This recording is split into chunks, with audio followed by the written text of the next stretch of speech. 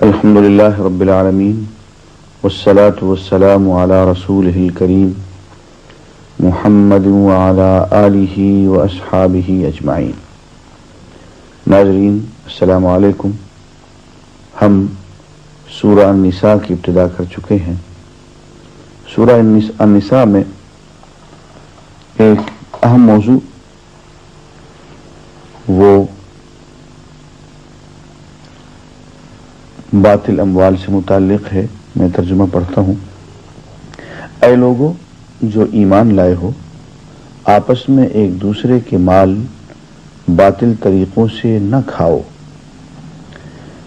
لین دین ہونا چاہیے آپس کی رضامندی سے، اور اپنے آپ کو قتل نہ کرو. باطل مال کھائیں گے، اختلافات ہوں گے، جھگڑے ہوں گے. ان فرمایا کہ لا تقتلوا انفسکم، اپنے آپ کو قتل نہ کرو.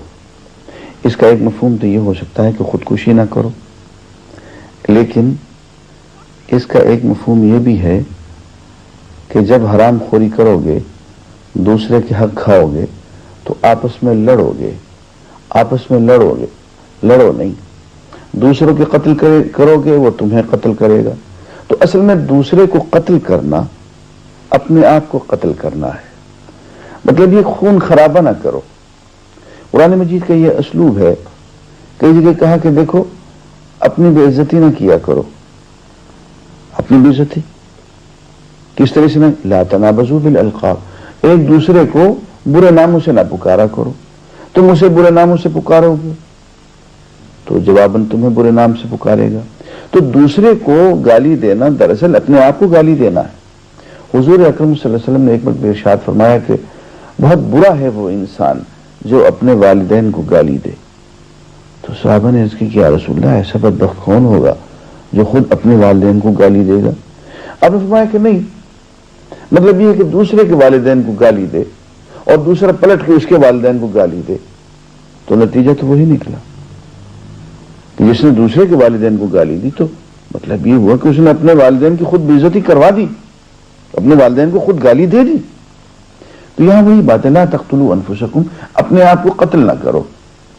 کہ جب تم اس کو قتل کرو گے وہ جوابی کارروائی کرے گا، تمہیں قتل کرے گا، اور یوں خون خرابے سے پورا معاشرہ جو ہے وہ قتل عام کا اور دہشت گردی کا شکار ہوگا. یقین مانو کہ اللہ تمہارے اوپر مہربان ہے.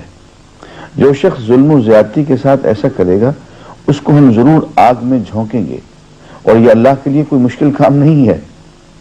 اگر تم ان بڑے بڑے گناہوں سے پرہیز کرتے رہو جن سے تمہیں منع کیا جا رہا ہے تو تمہاری چھوٹی موٹی برائیوں کو ہم تمہارے حساب سے ساقط کر دیں گے اور تم کو عزت کی جگہ داخل کریں گے. اور جو کچھ اللہ نے تم میں سے کسی کو دوسروں کے مقابلے میں زیادہ دیا ہے اس کی تمنا نہ کرو. جو کچھ مردوں نے کمایا ہے اس کے مطابق ان کا حصہ ہے، اور جو کچھ عورتوں نے کمایا ہے اس کے مطابق ان کا حصہ. ہاں، اللہ سے اس کے فضل کی دعا مانگتے رہو، یقیناً اللہ ہر چیز کا علم رکھتا ہے. پہلی بات تو یہ ہے کہ اللہ تعالیٰ جس کو جو چاہتا ہے دیتا ہے. بہت سی باتیں اس نے تمہیں ایسی دے رکھی ہیں جو اوروں کو نہیں دے رکھی، تم یہ جانتے نہیں.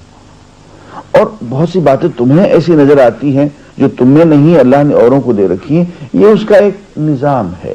یہ دنیا ایک ہرڈل ریس ہے.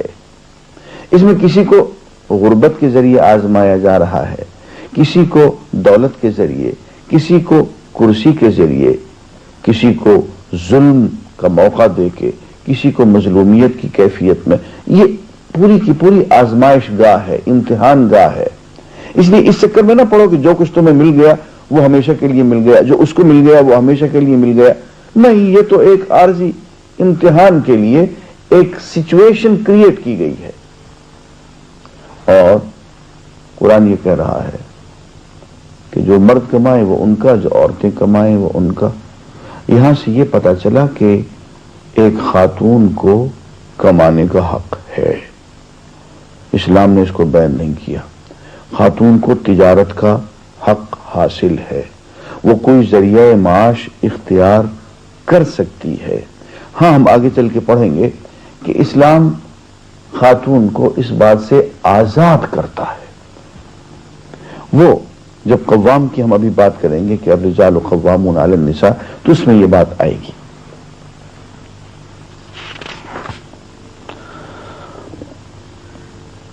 اور ہم نے ہر اس طبقے کے حقدار مقرر کر دیے ہیں جو والدین اور رشتہ دار چھوڑیں۔ اب رہے وہ لوگ جن سے تمہارے عہد و پیمان ہیں تو ان کا حصہ انہیں دو، یقیناً اللہ ہر چیز پر نگران ہے۔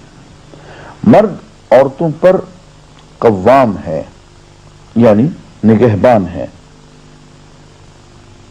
اس بنا پر کہ اللہ نے ان میں سے ایک کو دوسرے پر فضیلت دی ہے، اور اس بنا پر کہ مرد اپنے مال خرچ کرتے ہیں۔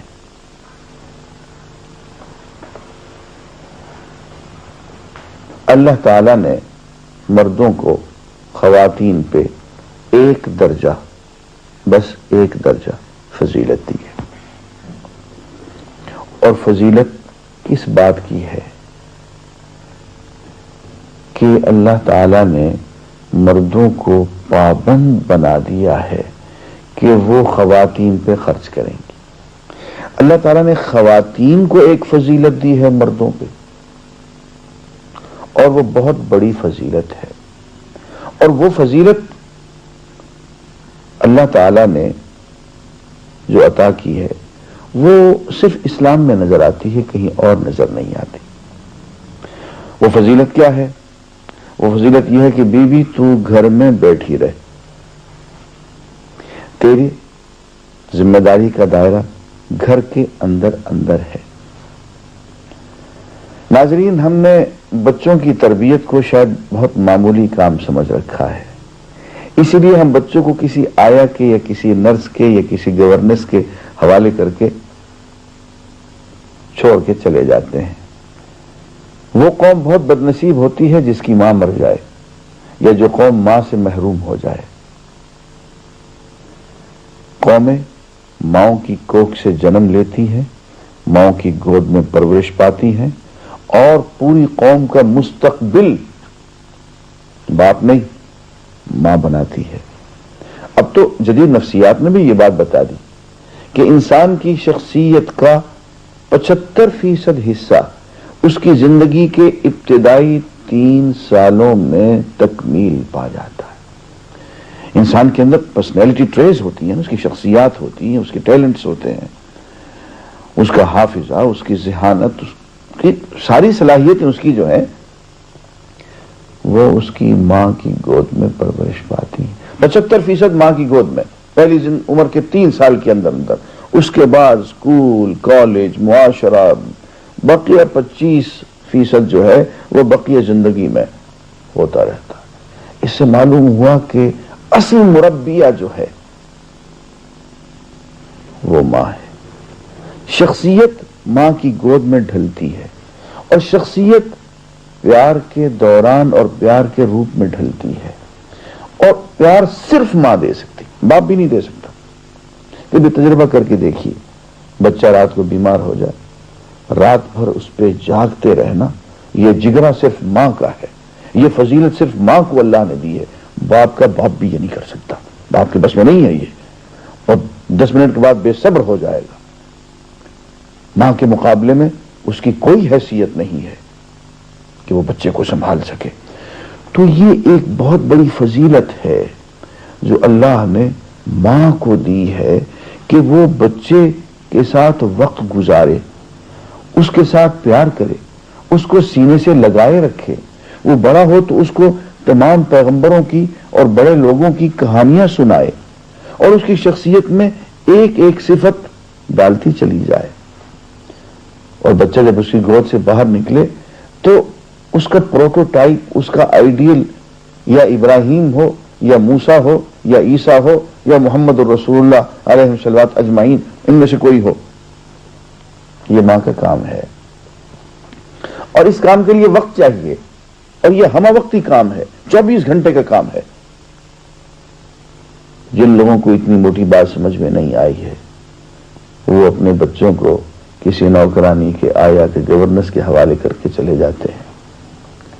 یہی وجہ ہے کہ پورے کا پورا مغرب جب اس سے نئی نسل چڑھ رہی ہے، پروان چڑھ رہی ہے، تو ان کو محبت پہ نہیں پالا جا رہا، ان کے نصیب میں محبت نہیں آئی ہے، ماں کا سینہ، ماں کی گود، ماں کا پیار ان کو نہیں ملا ہے، تو پوری دنیا میں وہ دہشت گردی پھیلا رہے ہیں۔ پوری دنیا کو انہوں نے اپنے لیے ایک چراگاہ سمجھ رکھا ہے۔ یہ جنگ عظیم ہوا، جنگ عظیم تو یہ کس بات کی پیداوار ہے؟ میں آپ سے سچ کہتا ہوں اس لیے کہ یہ قومیں بغیر ماں کے پرورش پا رہی تھی، ان میں محبت نہیں تھی، ان میں انسانیت اور انسان کے لیے پیار نہیں تھا، اسی لیے انہوں نے لاکھوں نہیں کروڑوں کی تعداد میں انسانوں کو روند کے کچل کے رکھ دیا۔ ایک اہم بات یہ ہے کہ وجود زن سے ہے تصویر کائنات میں رنگ، اسی کے سوز سے ہے زندگی، اسی کے ساز سے ہے زندگی کا سوز دروں۔ خاتون کی قدر اور عزت یہ اللہ تعالیٰ نے ہم سب پہ واجب ٹھہرائی ہے۔ ایک حدیث جب میں نے پڑھی تو میں حیران رہ گیا۔ آپ نے فرمایا کہ دنیا میں کوئی نبی ایسا نہیں گزرا ہے جس نے اپنی بیوی پر کبھی ہاتھ اٹھایا ہو۔ اور ایک حدیث کے الفاظ یہ ہیں، حالانکہ ایک موقع پہ شرعاً اور قانوناً سختی کی اجازت ہے، لیکن وہ اجازت دیتے ہوئے بھی آپ نے یہ کہہ دیا وَلَن يَضْرِبَ خِيَارُكُمْ، تم میں جو اچھے لوگ ہوں گے وہ کبھی اپنی بیوی پہ ہاتھ نہیں اٹھائیں گے۔